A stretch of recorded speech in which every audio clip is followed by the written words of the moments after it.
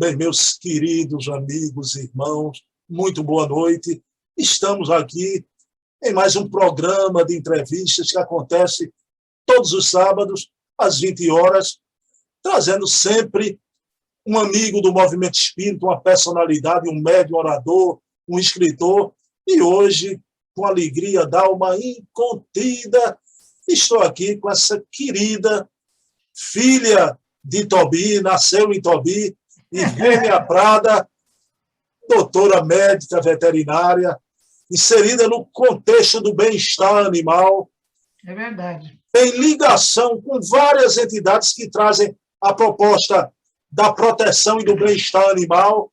Então, será uma conversa aqui muito rica e vamos iniciar nossa entrevista, doutora Ivênia, elevando o pensamento a Deus, agradecendo por mais essa oportunidade, uma oportunidade de esclarecimento, de uma conversa agradável sobre os animais, os nossos irmãozinhos em evolução, sobre a obra de André Luiz, sobre o movimento espírita, trazendo aqui a experiência de vida da nossa querida doutora Ivênia Prada. Então, pedindo permissão a Jesus, o nosso mestre amigo, a quem tudo devemos, iniciamos a nossa entrevista da noite de hoje. Minha querida doutora Ivênia Prada, tudo bom? Como é que vai a senhora? Bruno, boa noite. Bruno, agradeço a oportunidade da tarefa de estar aí com você, com o pessoal todo, né, que está participando da sala virtual. E então é com muito prazer que eu estou aqui, viu? Para falar da nossa abençoada doutrina, para falar de Jesus, né? Para falar dos nossos estudos. Eu estou vendo aí atrás de você uma foto tão bonita, né? Que coisa mais linda. Coloquei essa foto em sua homenagem. Muito obrigada. Um cãozinho com animal. Abraçado, Porque o cãozinho, a natureza toda, todos os seres vivos são criações do mesmo Pai que nos pôs aqui na Terra, né, Bruno? Exatamente. Minha amiga, mas antes de lhe fazer a primeira pergunta, claro, Sim. Eu quero agradecer a nossa amiga em comum, a querida filósofa espírita Soninha Teodoro. Sônia, gratidão, mesmo. que ela fez a ponte minha com o doutor Ivênia. Doutor Ivênia, primeira pergunta que eu faço é comum a todo entrevistado que vem aqui, não é? Conte-nos a sua trajetória no movimento espírita, no início até os dias de hoje, sintetizando aí num voo rasante. Olha, Bruno, a minha inserção no movimento espírita começou antes de eu nascer, né? Porque certamente no processo reencarnatório já combinei lá com o pessoal que eu queria nascer num lar espírita, né? Então, eu nasci num lar espírita por parte da família do meu pai. Por quê? O meu avô, imigrante italiano, Caetano de Santis, ele veio para o Brasil nas últimas décadas do século XIX. E muito católico, muito fervoroso, até ele tinha na casa dele, ele se tornou um comerciante, de início ele ia para as fazendas vender coisas em lombo de burro, depois ele foi se tornando um comerciante mais abastado, tal, e houve um incidente na família dele, a minha avó sofreu um envenenamento acidental, e ela estava grávida, e ele fez uma promessa que se a minha avó e a criança se salvasse, ele iria na Itália buscar uma santa, tal, então ele tinha as coisas lá. Bom, essa minha avó, ela tinha uma dor de cabeça toda semana, e vinha para São Paulo consultar os melhores médicos, ninguém resolvia nada, até que chegou lá um dia, um senhor que fez um acordo com meu avô de cuidar de casas que ele tinha de aluguel em outra cidade. Esse senhor era espírita. E ele perguntava da minha avó, e o meu avô dizia, ela está com a famosa dor de cabeça. Ele disse, me dê o nome dela que eu vou pôr nas preces lá, e foi pondo, ela melhorou, foi melhorando, foi melhorando. O meu avô quis saber por quê. Aí esse senhor trouxe o livro dos espíritos para ele, bom, meu avô se tornou espírita, e a minha avó se tornou médium, e se curou da famosa dor de cabeça. Bom, o meu avô, Bruno, na minha cidade, no ano de 1917, ele construiu com as próprias expensas ele construiu o centro espírita que hoje existe lá, tem mais de 100 anos, portanto, né? E um enorme abrigo, cheio de quartos, assim, naquilo que vai embora, para hospedar pessoas necessitadas. Então, Bruno, a minha família começou com esse contexto, no contexto espírita, a partir desse meu avô, né? Então, eu já sou a terceira geração. Esse final de semana eu estive lá com 5 netos, que já estão mocinhos, para fazê-los entrar no mesmo centro espírita onde eu fui criada desde a minha mais tenra infância, né? Bom, quando eu vim para São Paulo estudar, Bruno, para fazer a faculdade de medicina veterinária, o meu pai me disse assim: olha, minha filha, você não vai em lugar nenhum. Não entre em centro espírita que você não conhece. Vá à Federação Espírita do Estado de São Paulo. Então, eu morava num bairro chamado Aclimação, perto da faculdade veterinária. No domingo de manhã, eu pegava o ônibus, ia na Federação, lá na Rua Maria Paula, e assistia a palestra das 10 horas, né? E assim foi indo. Eu me formei, casei com um colega de turma, as filhas começaram a nascer, e eu senti necessidade de levá-las ao Evangelho. Aí perguntei para um colega lá da veterinária, que era espírita, e frequentava o centro de Herculano Pires. Eu disse para ele: Fernando, você conhece algum centro espírita aqui por perto que tenha evangelho que você possa me recomendar? Ele falou: olha, Vênia, a filha de Herculano, Heloísa Pires, ela leva os filhos dela num centro espírita, eu vou perguntar para ela qual é. Aí veio com a resposta: é a Seara Bendita, uma instituição maravilhosa ali no Campo Belo, perto do Shopping Ibirapuera. Então, todo sábado de manhã, eu comecei a levar as minhas filhas e mais uma sobrinha lá na Seara Bendita, onde a Heloísa levava os filhos dela. Bom, durante anos e anos e anos, eu convivi com a Heloísa Pires aos sábados, né? Ela morava só atravessando a rua, ali no quarteirão. Então, a gente terminava, ia na casa dela tomar um cafezinho, e conversa e tal. Até que um dia ela me disse assim: Irvênia, no sábado pela manhã, eu vou todo sábado à Associação Médico Espírita de São Paulo. Você não gostaria de conhecer? Eu falei: gostaria. Posso ir? Pode. Assim eu fui lá. Era a década de 80, meados da década de 80, Bruno. Eu comecei a frequentar, através dessa gentileza da Heloísa Pires, a Associação Médico Espírita de São Paulo. Lá eu conheci a doutora Marlene Nobre, a doutora Maria Júlia Pietro Pérez, o doutor Ney Pietro Pérez, vários, né? O doutor Arileques, o doutor Roberto Brolio, o doutor Antônio Ferreira, ou seja, o médium, o senhor Espartacus, que recebia o doutor Bezerra, que dava as orientações desde a fundação da Associação Médico Espírita. Então, Bruno, eu acabei me entrosando com esse pessoal, né? E brincando, eu falo para eles do alto clero, através dessa gentileza da minha grande amiga Heloísa Pires, viu? Lá na Seara, eu comecei a fazer os cursos todos que tem lá, né? Curso do Livro dos Espíritos, curso de estudos da mediunidade, fiz todos lá. E depois comecei a trabalhar lá. Trabalhei na Seara há mais de 25 anos, né? Então, as minhas filhas foram lá, depois passaram para a Mocidade Espírita, passaram a ser evangelizadoras das crianças. Então, desde que eu me introduzi na Associação Médico Espírita de São Paulo, eu comecei a me entrosar com as pessoas, comecei a viajar com a doutora Marlene e comecei a me inserir nas palestras. Então, ela me convidou para fazer palestra até em congresso internacional, depois faz palestra aqui, nos congressos da AME Brasil, e daí nunca mais eu parei, viu, Bruno? Eu estou nessa lida aí já faz muito tempo.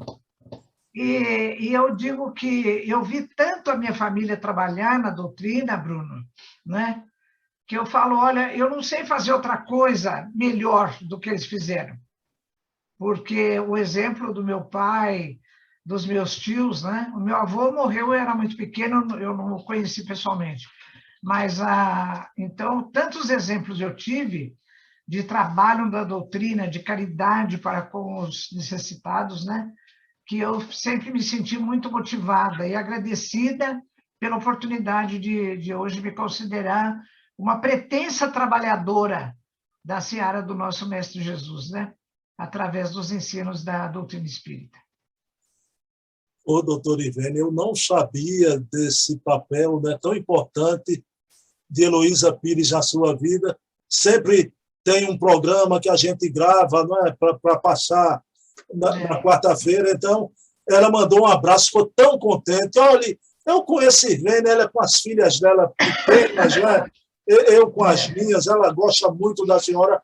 Minha amiga, mas a senhora falando que está fazendo muita palestra, sempre fez muita palestra, e eu falando com a Sônia Teodoro, a gente sempre acertando, a gente dava um intervalo, doutor Ivênia voltava a falar comigo, e Sônia tinha dito, né, que com essas lives durante a pandemia, a senhora está sendo muito mais solicitada ainda, tanto aqui como fora do país, né? É verdade, Bruno. Eu falei, olha, outro dia ainda eu dei risada, porque assistindo a Haroldo Dutra, ele falou assim, que não via a hora dessa pandemia acabar para a gente descansar. Porque antes, por exemplo, Bruno, vamos supor que você tivesse me convidado para fazer uma entrevista aí com você em Recife. Eu ia para o aeroporto, pegar o avião, ia para o hotel, quer dizer, para fazer uma entrevista aí, eu ia demorar uns 3 dias, não é? Agora, de repente, aqui 7h30, eu chego aqui no computador, daí a pouco eu falo com você, pronto, acabou, né? Então, essa minimiza o tempo que a gente tem disponível e a gente coloca mais live, né? Mais live, mas isso é muito bom, eu tenho muito prazer em fazer Pronto, então, é essa a minha questão para a senhora agora, né? Doutor Ivênia, no aspecto geral, como é que a senhora tem visto o movimento espírita no decorrer da pandemia? Olha, Bruno, eu tenho visto com muito entusiasmo vários companheiros incentivando na sua agenda a produção de lives, de cursos, né? E isso eu vejo de maneira muito positiva. Também vejo muitos companheiros fazendo pesquisas, né? Através da Associação Médico Espírita de São Paulo, do Brasil Internacional, tem pesquisas assim, com a metodologia científica, com o rigor do método científico, estudando, por exemplo, o fenômeno mediúnico, né? O Dr. Júlio Pérez já fez isso, levou 10 médiuns brasileiros de psicografia para os Estados Unidos para trabalhar lá na universidade, em parceria com americanos, depois levou mais 10 médiuns lá para a Alemanha. Então, são trabalhos científicos com visão doutrinária, né, para explicar o fenômeno, que são coisas muito interessantes, né? E, por outro lado, Bruno, eu tenho visto com alguma preocupação, como diria Herculano Pires, com algumas novidades, sabe, dentro do movimento espírita. Há pouco tempo me mandaram um material de um livro que um grupo editou e que está disponível na internet seria uma atualização ou continuidade do Livro dos Espíritos, sabe? Refazendo perguntas e tudo. Bruno, eu não posso aceitar isso, sabe? A obra de Kardec, para mim, ela é assim, ela é sagrada. Ela é sagrada.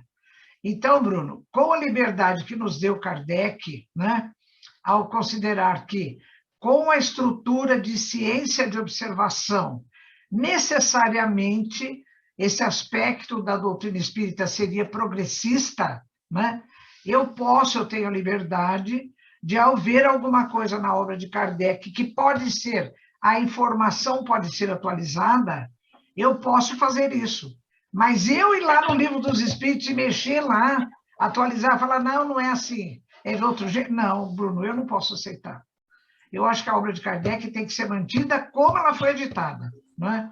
Sem que a gente possa... Por exemplo, quando eu escrevi 2 livros sobre os animais, A Questão Espiritual dos Animais e a Alma dos Animais, tem uma hora que, nas perguntas do Livro dos Espíritos, Kardec fala da inteligência dos animais e da evolução do princípio inteligente. Então, ele fala que os espíritos disseram a ele, né, que, então, os animais não têm um progresso por si próprios, que assim como eles faziam o ninho há milhares de anos, fazem o ninho até agora, que assim Hoje, Bruno, pela etologia, a ciência do comportamento animal, a gente sabe que existem comportamentos inatos e existem comportamentos que têm que ser aprendidos, tanto no ser humano quanto nos animais. Por exemplo, os grandes felinos, como é o caso dos tigres, dos leões, das onças, o filhote tem que ficar com a mãe e com adultos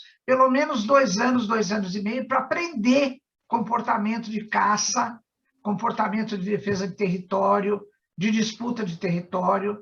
Isso é um aprendizado. O filhote de chimpanzé, ele fica com a mãe e com adultos do grupo pelo menos 5 anos para aprender o repertório de comportamento da espécie, né?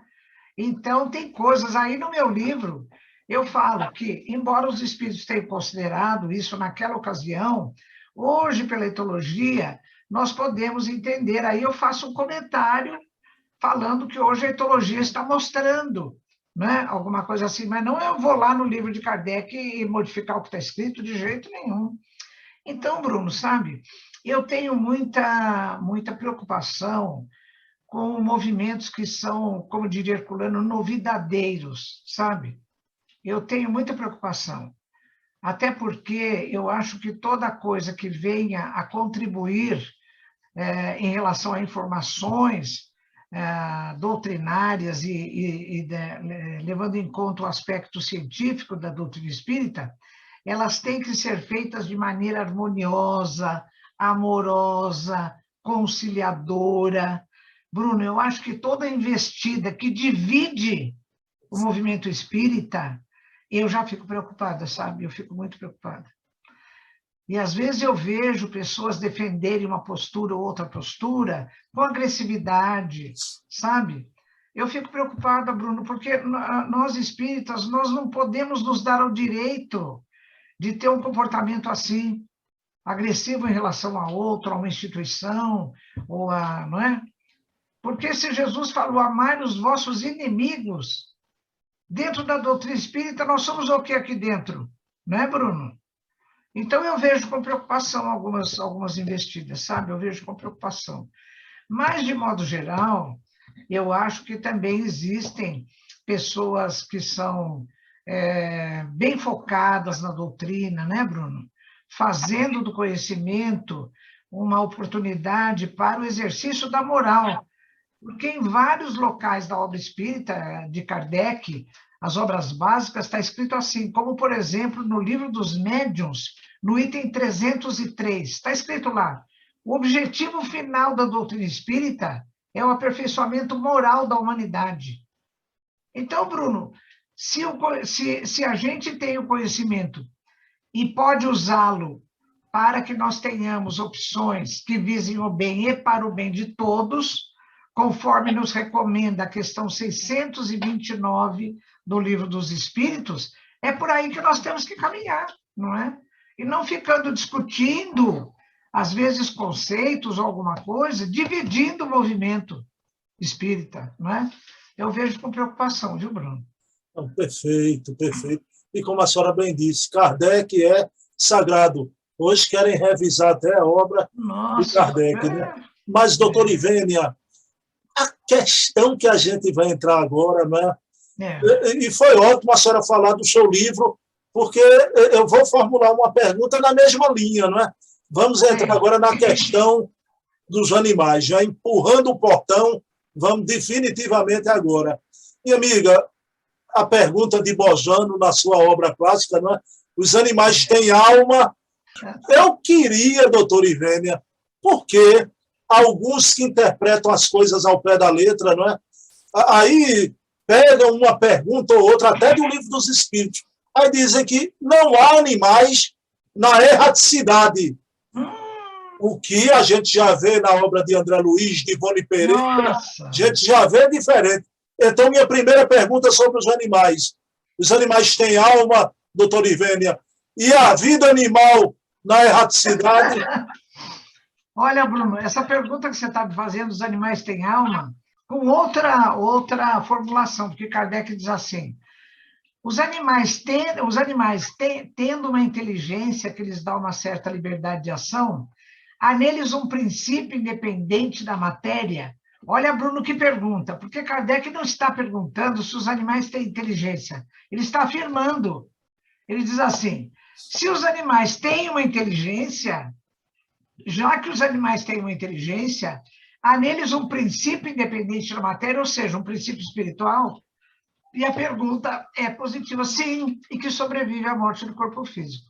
Então, os animais são seres espirituais em evolução, progridem pelo processo encarnatório, como está escrito na questão 599 e 601, né?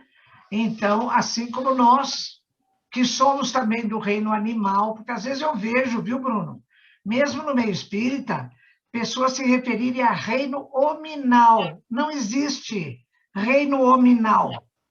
Nós, seres humanos, tanto pela doutrina quanto pela antropologia e pela biologia, nós somos pertencentes ao reino animal. Isso. Né? Ao reino animal. Então, Bruno, os animais são seres espirituais em evolução, evoluem pelo processo reencarnatório e tudo. Agora, animais na erraticidade. Em duas obras da codificação, especialmente na questão 600 do Livro dos Espíritos, está escrito assim, que o princípio inteligente que animava um animal cujo corpo morreu, ele é prontamente reutilizado para animar outros seres, né? De tal maneira que não existe, então, animais na erraticidade, mas apenas espíritos humanos, né? Eu ainda tratei disso essa semana passada, não, foi no começo dessa semana, com o pessoal lá do Centro Espírita Allan Kardec de Bento Gonçalves, no Rio Grande do Sul, com os meus amigos Samira e Vitório Torcone, e também lá, eles são da Associação Médico Espírita da Serra Gaúcha.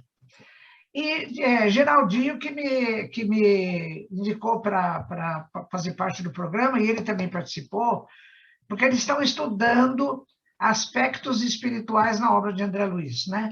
E os animais foram um dos aspectos.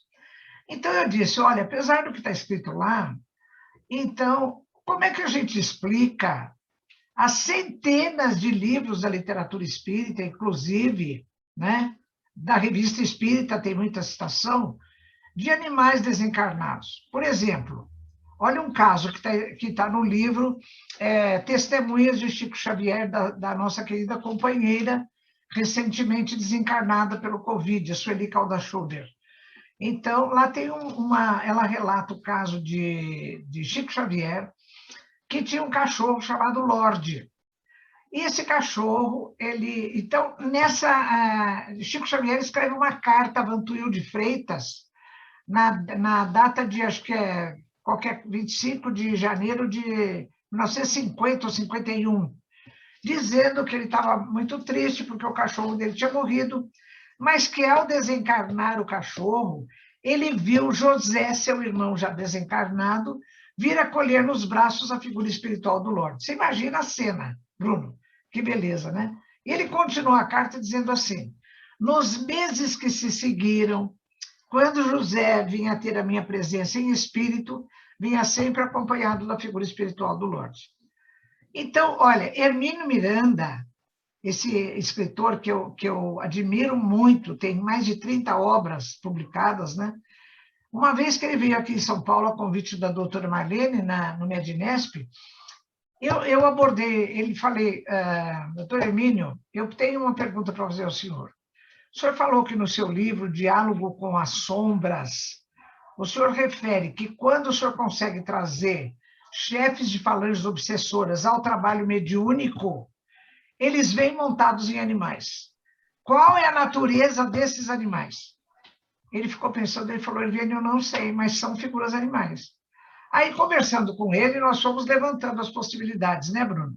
Então, pode ser pelo espírito de animais mesmo, né? Subjugados por espíritos humanos, pode ser forma pensamento, porque no livro dos médiuns, naquele laboratório invisível, né? Está falando que a mente humana poderá plasmar os objetos de que faz uso. O avaro plasmará suas moedas, o tecelão o seu tear, e o camponês o seu arado e os seus bois. Né? Então, é outra possibilidade. E uma terceira possibilidade seria chegando nos casos de zoantropia, espíritos humanos apresentando sob a forma de animais, como é o caso, é uma variedade de zoantropia, a licantropia, que acontece no livro Libertação, né? Com aquela mulher que chega lá com o perispírito todo manchado dos crimes que ela cometeu, e o Gregório começa a falar para ela, você não passa de uma loba, de uma loba, de uma loba. Ela aceita a sugestão dele, pelo complexo de culpa que ela tem, e ela transforma o perispírito dela com atributos de loba, né? E está cheio, né? Esse livro que você citou, Bruno, Os Animais Têm Alma, de Ernesto Bozano, ele relata 130 casos de manifestações metapsíquicas dos animais, até com materialização, né? Então, e toda a literatura espírita está repleta disso, está repleta. Então, como explicar, né?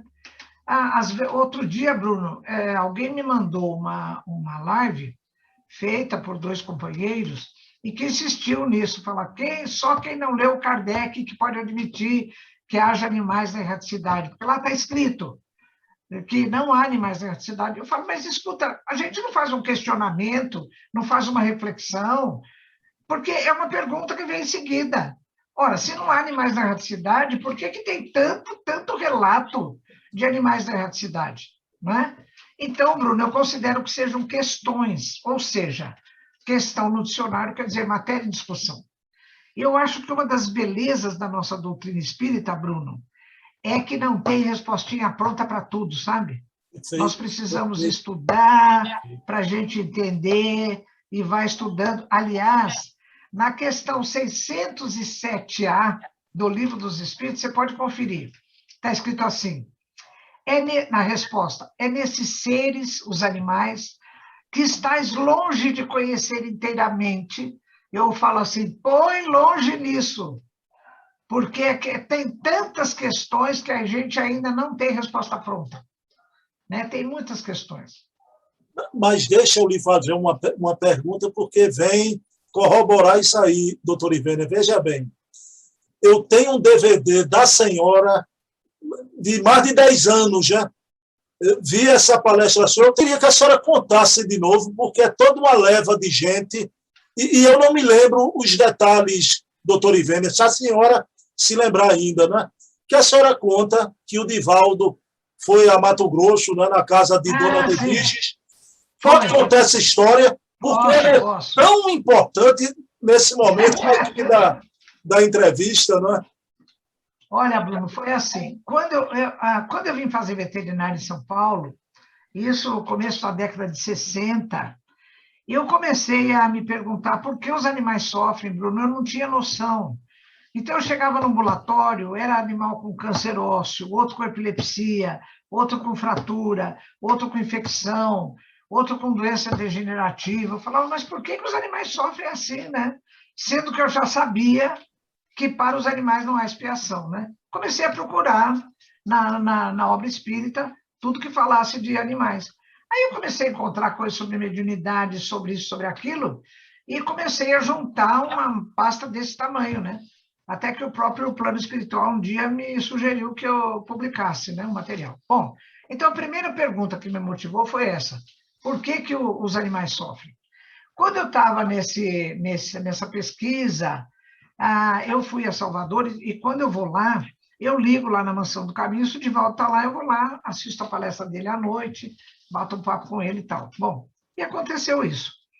Aí eu falei, Divaldo, eu estou estudando essa coisa dos animais e tudo. Ele falou, Vênia, faça isso. E ele falou, olha, eu tenho um caso para te contar. E ele disse que certa feita ele foi a Campo Grande, já era a capital do Mato Grosso do Sul, fazer uma pesquisa, fazer uma conferência. Hospedou-se na casa de Dona Maria de Viges, que era então presidente da Federação Espírita do Mato Grosso do Sul. E eu entrar na casa dela, acompanhado por Dona Maria de Viges e outros companheiros, ele teve um gesto de recuo, ele se assustou. As pessoas falaram, o que foi, Divaldo? Ah, não, foi o cachorro, mas tudo bem. A Dona Maria de Viges falou, Divaldo, que cachorro? Aqui não tem cachorro nenhum. Ele falou, esse pastor aí, Dona Maria de Viges. Ela começou a chorar. E ela disse, Divaldo, eu tive um pastor, mas ele morreu faz meses. Aí o Divaldo falou para mim, você vê, Givênia, era um cão espiritual. Então, quando eu fui publicar o livro, Bruno, eu escrevi uma carta para ele, não tinha ainda internet, não tinha WhatsApp, porque eu publiquei a primeira edição do livro em 1998, está fazendo já mais de 20 anos, né? Então, ele me respondeu por carta, falando, não, Eugênia, pode publicar. E aí, cada vez que eu encontrava com ele, ele me contava mais um caso, e eu fui pondo nas edições, né? Inclusive, um outro caso, que é do Brinquinho e do Dom Pedrito, que eram cachorros do Chico, ele que me contou esse caso também. Pode contar esse caso também? Posso. Então, o Divaldo disse assim, Eugênia, tem um outro caso. Aí, na outra edição, eu pus outro caso, né? Então, é assim, diz que Chico tinha um cachorrinho, chamava-se Dom Pedrito, e o Dom Pedrito morreu atropelado. Diz que o Chico ficou muito aborrecido, porque ele gostava muito dos animais. Passou um tempo, o Chico ia andando pela rua, Emmanuel chamou a atenção dele e falou, Chico, para e olha para esse cachorrinho que está te seguindo. Ele olhou e falou, mas por quê? Aí Emmanuel disse, é porque é o Dom Pedrito que está voltando para você. Aí ele se agachou, pegou o cachorrinho, levou para casa e pôs nome de Brinquinho. Então, de acordo com esse relato que o Divaldo fez a mim perfeitamente, o Brinquinho foi a reencarnação do Dom Pedrito. Perfeito. São exemplos que calam mais que qualquer teoria, né, doutor Icone? Minha amiga, mas aí eu tenho que lhe fazer essa pergunta, né? Porque já há muitos anos, quem está lhe entrevistando aqui é um espírita vegetariano, viu, doutor Ivênia? Aí veja a pergunta que eu quero lhe fazer. Eu entrevistei aqui, foi uma entrevista, para mim, uma das mais emocionantes que eu fiz, um jovem, Rafael Van Herven, do DOF. Eu sei. Lá de Niterói. E ele, o Movimento Vegetariano Espírita, que eles hoje abrangeram, hoje é um movimento pela ética animal espírita. Pela ética animal espírita. Aí a pergunta, a querida médica veterinária espírita, ao olhar o que a senhora acha, a sua impressão sobre o movimento vegetariano. Isso vai prosperar, doutor Ivênia? Vai. Olha, nesse livro aqui, olha, a questão espiritual dos animais, tá vendo? Essa aqui é a última edição, é a 12ª, que eu lancei em comemoração aos 20 anos da primeira edição da... E aqui tem um capítulo que se chama Comer ou Não Comer Carne. E eu faço uma abordagem segundo 4 aspectos, viu, Bruno? Olha, vou te mostrar. Aqui, olha, ó. Comer ou não comer carne, tá vendo? Capítulo 12. Bom, eu faço uma abordagem ética, perguntando se nós temos o direito de dispor da vida e da capacidade de sofrimento dos animais. Depois eu faço uma abordagem nutricional, mostrando que, quando se fala o ser humano precisa da proteína animal, isso é um mito. Não é verdade. O ser humano não precisa da carne animal. Ele precisa de moléculas, os aminoácidos, que são moléculas formadoras de proteína, e que tem trocentos alimentos por aí, né? Depois eu faço uma abordagem ecológica, mostrando que o planeta não aguenta mais criar boi, né? A formação de pastos, chamados plantados. Eu li essa expressão, eu liguei para minha filha, que é agrônoma. Que história é essa de pastagens plantadas? Ela disse, mamãe, uma pastagem plantada, quando tem uma mata nativa, tem uma coisa nativa, por exemplo, lá na floresta amazônica, a Mata Atlântica, e a pessoa vai lá, corta tudo para formar pasto. Então, é assim, mais de 90% das pastagens brasileiras são plantadas. Ou seja, tira a mata nativa, tira a Mata Atlântica, tira a floresta amazônica e forma pasto, não é? Então, a média de boi no pasto é 1 boi para 1,5 hectares. Bruno, é muita superfície de planeta para um boi. Porque se você pegar toda a pesquisa que existe nisso, Nesse 1,5 hectare, se você plantar qualquer coisa, milho, feijão, ervilha, lentilha, ela vai te dar uma conversão alimentar maior do que te dar um boi. Então, comer boi, a única justificativa que tem é assim, eu gosto de comer boi e quero comer boi. Não tem outra, de ordem nutricional não tem nenhuma, e nem ecológica. E depois eu faço, finalmente, uma abordagem doutrinária, porque André Luiz fala nos seus livros que nos matadouros amontou-se espíritos de baixa condição evolutiva para usufruir o fluido que emana do sangue dos animais abatidos. Você já imaginou, Bruno? Que ambiente que é aquilo? Eu deixei de comer carne há mais de 30 anos, de tanto frequentar matadouro, porque eu ia lá buscar material para as minhas aulas, né? Para os alunos, ia buscar placenta, coração, fígado, cérebro e tudo. Nossa! Fora que a própria... hoje em dia, a lei do abate é chamada lei do abate humanitário. Só que abate fêmeas gestantes, viu, Bruno? Então, eu cansei de fazer trabalho com os meus pós-graduandos em fetos, feto de boi e feto de búfalo, de tudo quanto é idade gestacional. Como é que pode ser humanitária? Primeiro, um procedimento que abate, que mata os animais. Em segundo lugar, até fêmeas gestantes. Eu encaminhei para o promotor de justiça de São José dos Campos um questionamento sobre isso, né? E está lá com ele. Ele falou, Evênia, me manda, porque eu conversei com ele primeiro, ele é muito meu amigo, e o doutor Laerte Livai, ele falou, Evênia, me manda oficialmente que eu vou encaminhar isso aí. Eu mandei. Porque eu digo, como é que... Porque aí eu tenho um aluno, um ex-aluno, que trabalhou mais de 30 anos em Matadouro como fiscal, né? Fiscal sanitário. Eu liguei para ele, eu falei, ô Márcio, como é que é isso? Ele falou, professora, quando chega uma fêmea lá, não tem o que fazer, ela tem que ir para o abate, porque não tem onde pôr. Vai fazer o que com essa fêmea? Devolver para a fazenda de origem? Não pode, porque já está no contrato. O matador compra o lote, uma vez que ele comprou e pagou, o lote é dele. O fazendeiro não vai aceitar você devolver, né? Então, é bem complicado isso aí. Mas eu fiz um questionamento oficial e mandei lá para lá. Vamos ver. Veja bem, esbanjando vitalidade, 30 anos sem a proteína animal, né? Porque ele vê, eu não sinto uma dor de cabeça há muitos anos já.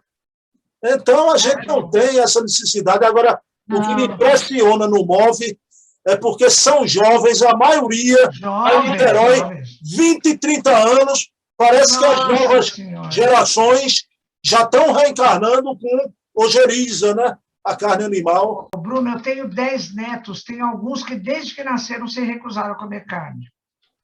A gente não insiste, sabe? Fica assim uma coisa à vontade para as crianças e tudo, né? Mas uma delas, que agora está com 15 anos, ela se afeiçoou com umas galinhas. E ela falou, ai, que bonitinho os pintinhos, ai, as galinhas, agora não quer comer mais frango, sabe? Então, a coisa vai brotando naturalmente, né? Ah, mas é muito bonito isso. Mas então, Bruno, o ser humano não precisa da carne animal para manter a sua saúde. Até porque eu vou agora, no dia 17 de setembro, vou voltar ao grupo lá da AME, da Serra Gaúcha, com o Geraldinho, para tratar dessa questão do comer ou não comer carne, né? E eu vou dizer, tem uma pesquisa, Bruno, feita pela Associação Dietética Americana, em parceria com a Associação Dietética Canadense. Eles analisaram centenas de artigos e entrevistaram também centenas de pessoas vegetarianas e carnívoras.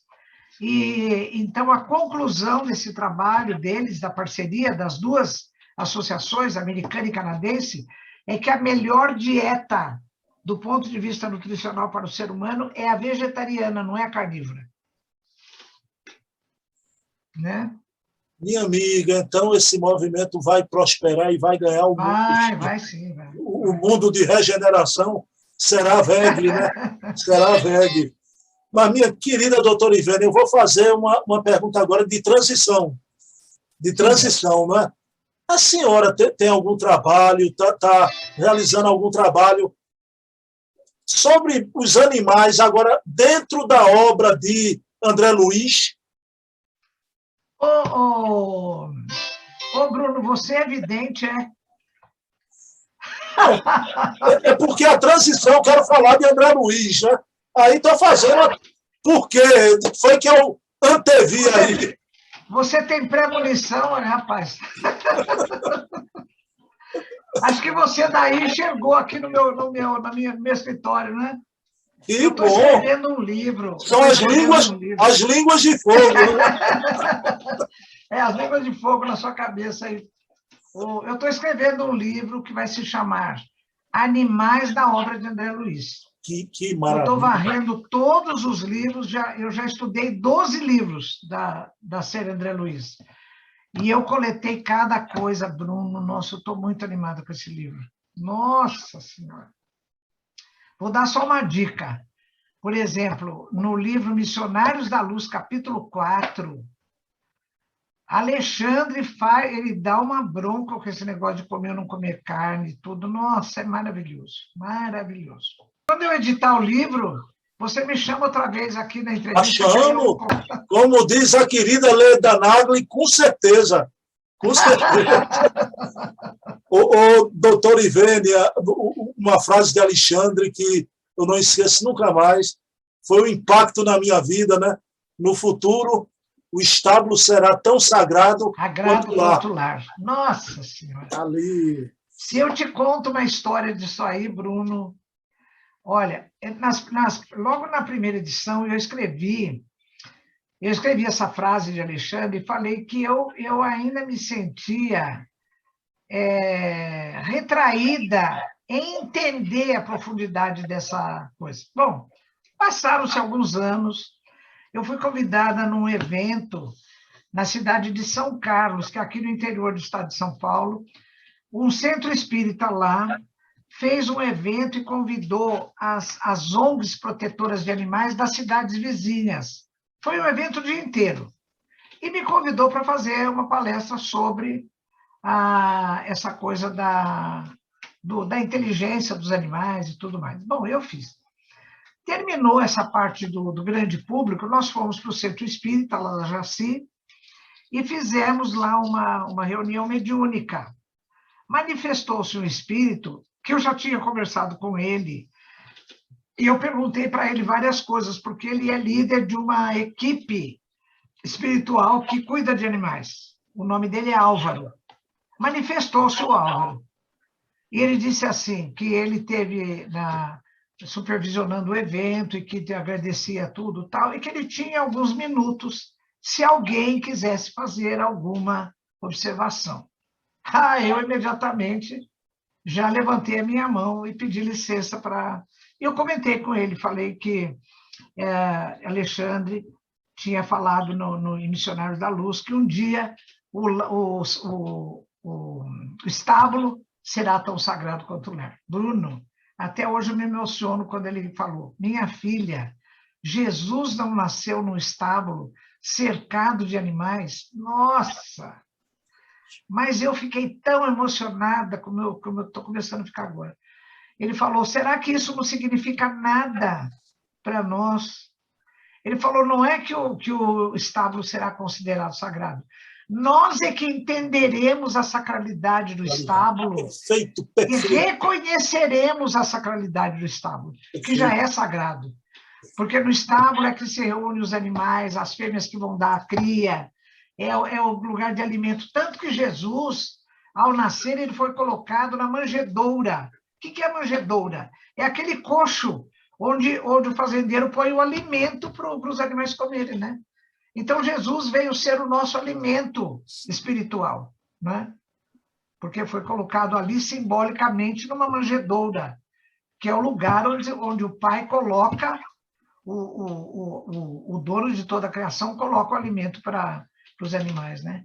Então, ele falou, não é que será considerado, nós é que teremos o entendimento de reconhecer a sacralidade do estábulo. Olha.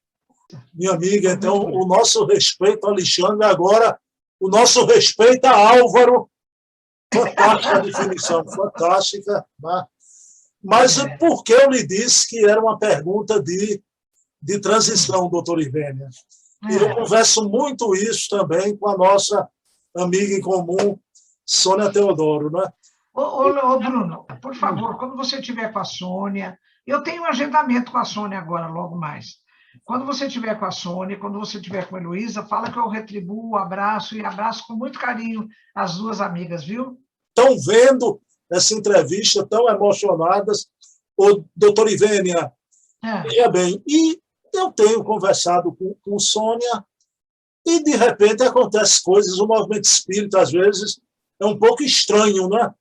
Começaram a questionar a obra desse grande educador, colocando a pecha de religiosista, mas no sentido pejorativo, que é o Emmanuel, né? Esse grande educador da humanidade.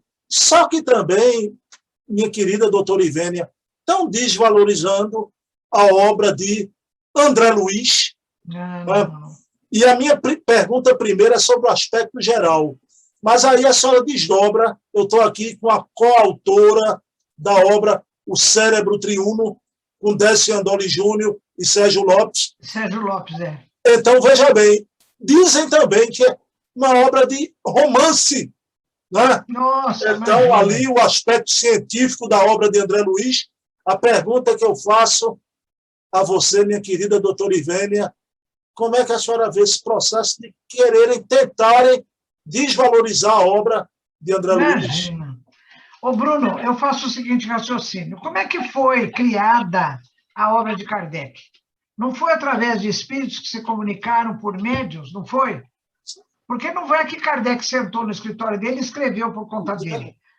Ele perguntou através de vários médiuns para vários espíritos a mesma pergunta, para ver quais as respostas que tinham consenso. Quer dizer, foram espíritos que transmitiram a Kardec tudo que consta da obra espírita, não é? Que, aliás, tem toda a dialética socrática, de pergunta, de resposta, não é? De tese, de antítese, de síntese. Herculano Pires analisa isso muito bem, né, como filósofo. Bom, então, André Luiz não é um espírito, um repórter lá do plano espiritual que, através da mediunidade de Chico Xavier, está nos trazendo informações. Emmanuel também não é um espírito de alta categoria que está nos trazendo informações através de Chico Xavier. Então, você acha que Chico Xavier, na estatura moral dele, ele ia ser intermediário para espíritos que não valessem nada, para transmitir obras como se fossem romancinhos de gibi? Que isso, Bruno? Olha, André Luiz, a doutora Marlene Nobre, o doutor Décio Iandoli, eles têm palestras mostrando a contribuição de André Luiz à ciência acadêmica.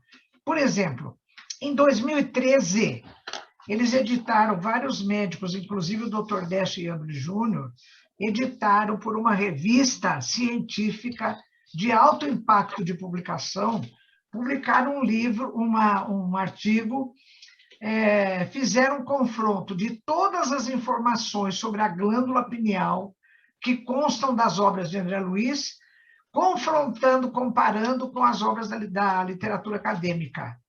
Mostraram que todas as informações de André Luiz, que depois foram confirmadas pela ciência, antecederam pioneiramente de 2, 3 décadas, desde 1940, 45, as informações que surgiram só depois no final do século XX, né? Por exemplo, André Luiz, a doutora Marlene contava isso, que André Luiz, em Evolução em Dois Mundos, ele fala em vários locais que a inteligência, a consciência age no citoplasma celular, em estruturas do citoplasma celular. A doutora Marlene falou que quando isso aconteceu, em 1958, alguns médicos espíritas aqui de São Paulo foram ao Uberaba falar com o Chico, falaram, Chico, aqui tem alguma coisa errada. Ou você errou, ou André Luiz errou, porque não é possível.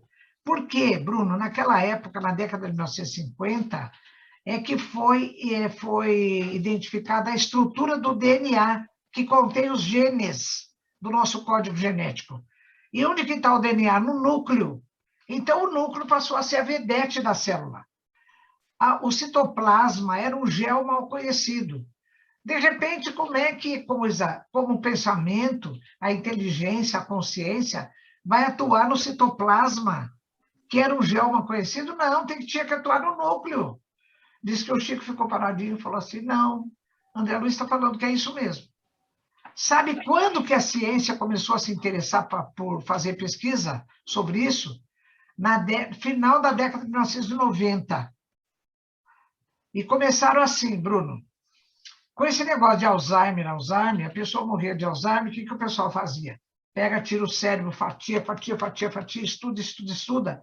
Eles começaram a ver que no citoplasma das células nervosas tem várias organelas, né, várias coisinhas. Uma delas, chamada microtúbulo, toda vez que o indivíduo ia a óbito com Alzheimer, tinha desarranjo da estrutura dos microtúbulos. Então, o pessoal começou a perguntar de trás para frente, será que o desarranjo dos microtúbulos tem a ver com a etiologia, com a causa do Alzheimer? Então, 2 pesquisadores, um britânico, Penrose, associado em parceria com o Hameroff americano, começaram a fazer estudos sobre os microtúbulos. Bom, o que eles falam na pesquisa deles já está em André Luiz, em 1958, porque André Luiz fala assim, o centríolo, é no centríolo que se dá a junção das forças espirituais com as forças orgânicas. Sabe o que é o centríolo? É uma estrutura formada por um arranjo de microtúbulos. Então, essa coisa toda que está lá agora em Hameroff, Penrose, em Satinover, tem uma porção de gente estudando os microtúbulos. Foi instigado pelo que está escrito em André Luiz. Sobre a glândula pineal, até que a glândula pineal secreta hormônio, só não deu o nome de melatonina. Está escrito lá em André Luiz. Olha, Bruno, esse livro que nós escrevemos aí, eu escrevi com os meus amigos Dr. Décio André Júnior e Sérgio Lopes, tem quase 600 páginas. Sabe qual foi a motivação para escrever esse livro? 2 capítulos do livro No Mundo Maior de André Luiz, com as informações que Calderaro fala aí, no capítulo 3 e no capítulo 4. Então, a obra de André Luiz é só de romancinho? Não. Quem não leu Mecanismos da Mediunidade? Bruno, pelo amor de Deus, o que tem lá, eu li 300 vezes para começar a entender o que está escrito lá. Evolução em 2 mundos. Meu Deus, pelo amor de Deus, que isso? Doutor Ivênia, é que André Luiz escreveu tudo isso na década de 40. É uma antecipação imensa, não é? Mas, Bruno, quanta coisa que tem na obra de André Luiz. Por exemplo, tanto André Luiz quanto Emmanuel falam taxativamente que o pensamento ainda é matéria mental. Outro dia eu falei disso numa live, e uma pessoa que é da área da física e disse, olha, professora, mas a gente é difícil aceitar o pensamento como matéria, porque nos kits da física, enfim, os instrumentos que a física tem para detectar matéria no pensamento, a física não tem como fazer isso. Eu falei, mas não é porque não encontra que não tem.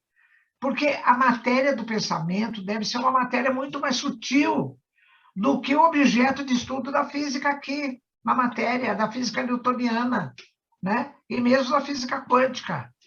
Então, eu disse, olha, se André Luiz e Emmanuel estão dizendo que o pensamento é matéria, e no livro dos médiuns, no item 58, está falando, o espírito precisa da matéria para atuar sobre a matéria. É através do perispírito, dos fluidos do pensamento, está lá, em André Luiz e Emmanuel. Então, eu aceito, sim, que o pensamento seja matéria muito mais sutil do que a matéria que é estudada pela física, não é? Agora, não é porque a ciência acadêmica não encontra que não tem, né, Bruno? Não é que não tem. Eu sempre digo isso, olha, quando você vai fazer um exame parasitológico de fezes, você já reparou bem o que vem no laudo do exame? Não vem assim, no material coletado não tem Não existe verme, não tem larvas, não tem ovos de coisa. Não, não vem assim. Está escrito assim: no material examinado não foram encontradas larvas e ovos de eumentos e tudo mais. Não está dizendo que não tem.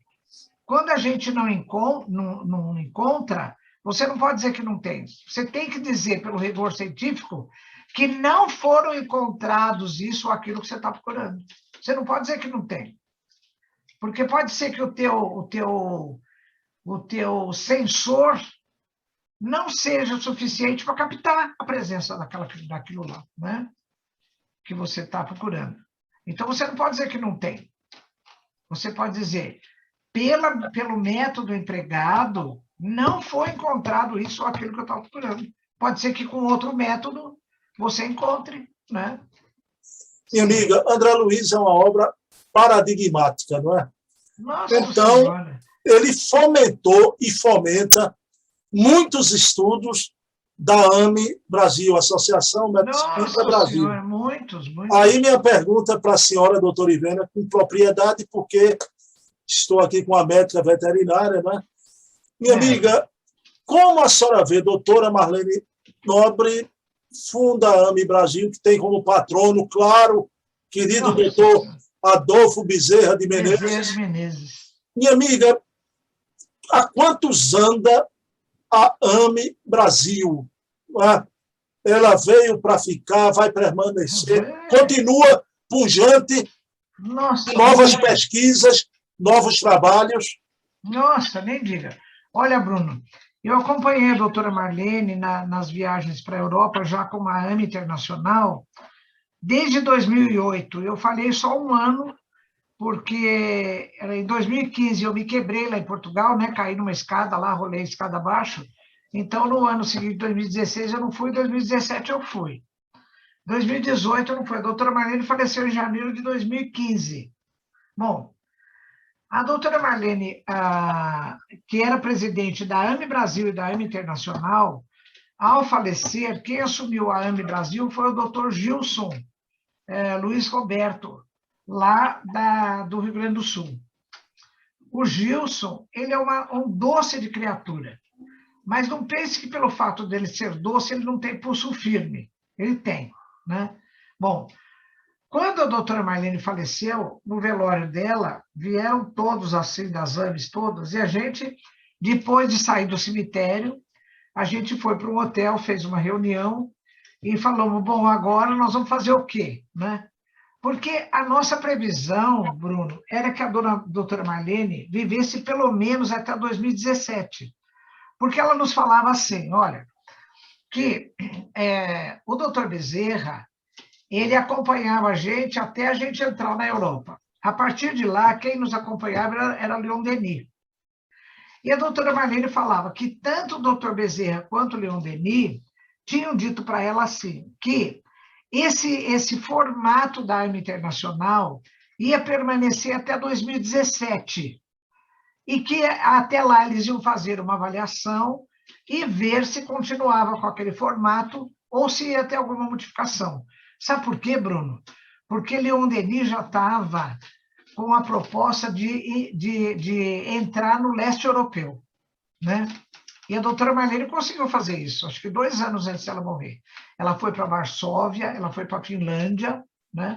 Ela já começou a estender o território de atuação. Bom, quando vê, a doutora Marlene morre em janeiro de 2015. Todo mundo ficou, e agora, né? Como assim? Como assim ela foi morrer antes do que a gente estava falando? Não, pelo menos até 2017. A gente achava assim, bom, é capaz, porque ela estava com vários problemas de saúde, viu, Bruno? Ela estava hipertensa, ela estava com arritmia cardíaca, ela estava pré-diabética, então ela estava com ela estava assim, bom, aí a gente falou, não, então pelo menos até 2017 ela vai se manter. Se ela desencarnar em 2017, é que eles vão reformular. De repente, ela morre 2 anos antes. A gente falou assim, mas doutora Marlene, quem que mandou a senhora morrer agora, né? Então, aí a gente ficou meio órfão, sabe? Porque ela era uma senhora generalíssima, né? Ela comandava a gente ali. E então a gente se reuniu, conversou, e já elegeu o Gilson, que era vice, né? E tal. E nós fizemos uma promessa entre nós de manter os trabalhos da AME Brasil e da AME Internacional, né? Então, a AME Brasil hoje, Bruno, ela tem mais de 70 AMEs, estaduais, regionais ou municipais, né? E ela tem um trabalho, assim, muito bonito. A pandemia acabou trazendo algumas dificuldades, porque o último Medinesp, que é o Congresso da AME Brasil, foi realizado em 2019 em Teresina, né? Sob a presidência da Kátia Marabuco, que agora é vice-presidente da AME Brasil, que é uma mulher extraordinária, né? A Kátia Marabuco é uma mulher extraordinária. Então, a AME Brasil vai muito bem. Mas agora, o próximo congresso, que ia ser esse ano, ia ser da AME do Estado do Espírito Santo, que não pôde ser presencial, né? Então, tem uma coisa assim. Então, a programação presencial, ela está sendo supostamente jogada para o ano que vem, né? Mas a gente teve eventos através da internet por isso, né? E a AME Internacional também continuou. Quem assumiu foi a Sônia Dói, né? Lá aqui dos Estados Unidos, e o Décio é vice-presidente da AME Internacional. E também está continuando as suas tarefas através do recurso da internet, né? Mas essa coisa presencial, de todo esse trabalho que foi feito na Europa, nos Estados Unidos, a doutora Marlene, ela foi uma verdadeira desbravadora, né? E, então, a batuta dela continua firme, sabe? E ela continua, ela sempre dá comunicações, ela, né, estimula a gente a continuar os trabalhos. Então, estamos indo, sabendo que ela continua aí, orando por nós e nos intuindo, tanto assim, Bruno, que em fevereiro de 2017, quando nós nos reunimos aqui em casa, Décio e Sérgio, para a gente fechar o livro, que ia ser lançado em junho, no Medinesp lá do Rio de Janeiro, né? Como foi?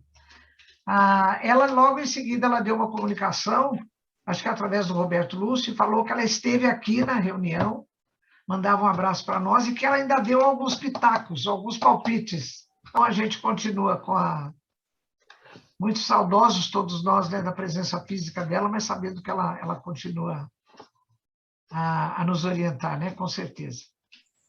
São essas mulheres do espiritismo, né, doutora Marlene, doutora Ivênia, ali foi uma emoção muito grande para mim. Deixa eu lhe contar um aspecto interessante, engraçado, brejeiro, né? Eu sou vegetariano desde os 17 anos, acredita nisso? Olha que bom, Bruno. Mas vou lhe dizer como, né? E o Rafael, lá do MOVE, também, a gente riu muito. Eu sou muito Kardec, né? Procuro pautar minha atividade espírita pelas obras tranquilas, sem polêmicas. Sim. Mas quando a gente é jovem, a senhora conhece aquele ditado, quem não é comunista aos 20 anos não tem coração, né? Quem não conhece depois dos 40 perdeu a razão. Então, veja bem, veja como é interessante, doutora Ivênia, não é? O espírito Ramatiz, que tem tanta coisa política, foi através dele que eu me tornei. Ele é um defensor do vegetarianismo. Está vendo como são as coisas que a gente não pode detonar tudo, porque ele me ajudou. Claro. Lá atrás. Mas, Bruno, a gente tem que ter o seu olhar, né? Porque o próprio Calderaro, no livro No Mundo Maior, olha, eu estou cheio de papelzinho aqui no meu escritório. Cada coisa que eu vejo assim, eu escrevo e prego aqui e vou lendo. Tem um aqui, eu vou ler para você, olha, quer ver?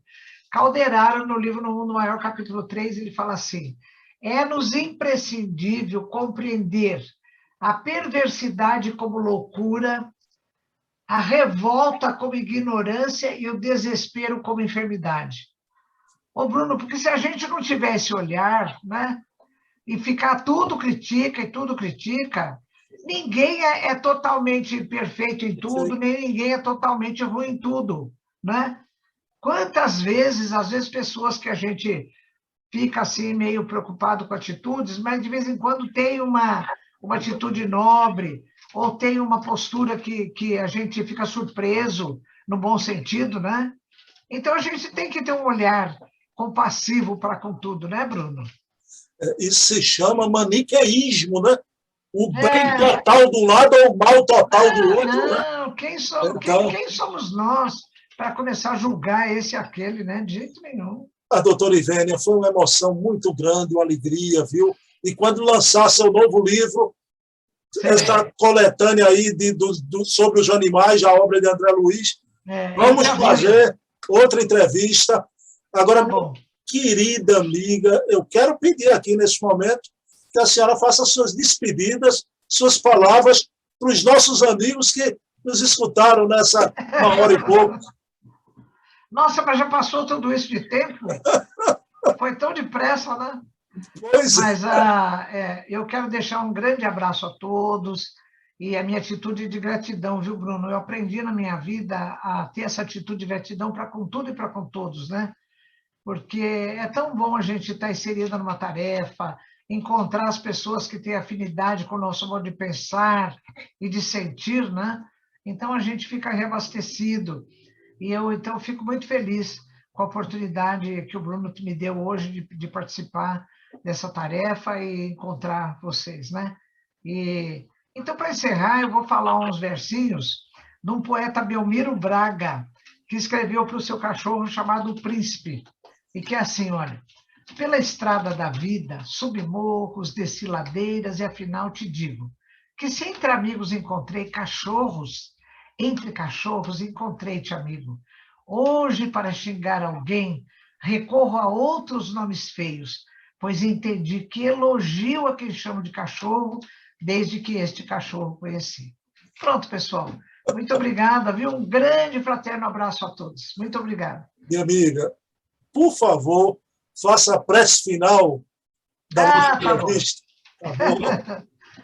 Olha, eu gosto muito de poesia, então eu vou fazer das minhas palavras as palavras de Maria Dolores numa prece sobre gratidão, para encerrar o nosso estudo de hoje, né? Então é de gratidão mesmo, agradecendo os amigos espirituais, agradecendo o Bruno, essa tarefa, né? Agradecendo todos que estão aí na sala. Então Maria Dolores, ela diz assim, olha: no tempo que se desdobra, sem um minuto de sobra no dia se recompor, entendendo o tempo agora pelos bens de toda hora. Muito obrigado, Senhor, pelo sol que envolve o mundo, pelo chão vivo e fecundo, pela fonte, pela flor, por toda a amplidão que vejo do trabalho benfazejo. Muito obrigado, Senhor, pela fé que me descansa no regaço da esperança, pelas promessas do amor, pelo caminho risonho do ideal a que me exponho. Muito obrigado, Senhor, por todas as alegrias ante as bênçãos que me envias do plano superior, e até pelos problemas e provas da senda em que me renovas. Muito obrigado, Senhor. Muito obrigado a todos, que Jesus os abençoe. Graças a Deus. Minha querida doutora Ivênia, um abraço virtual, viu? Muito Tudo de obrigada para bom você também. para a senhora e que Francisco de Assis abençoe sua vida sempre, viu? Paz de Que bem, bom. paz de bem. E como eu digo sempre, isso é bem meu em todo encerramento, viu? Ivênia Prada, um beijo na alma, na sua alma linda, viu? Na sua Muito alma obrigada, linda. Bruno. Muito obrigada, Bruno. Um abraço para todos, viu? Muita paz. Especialmente para você. Muito obrigada.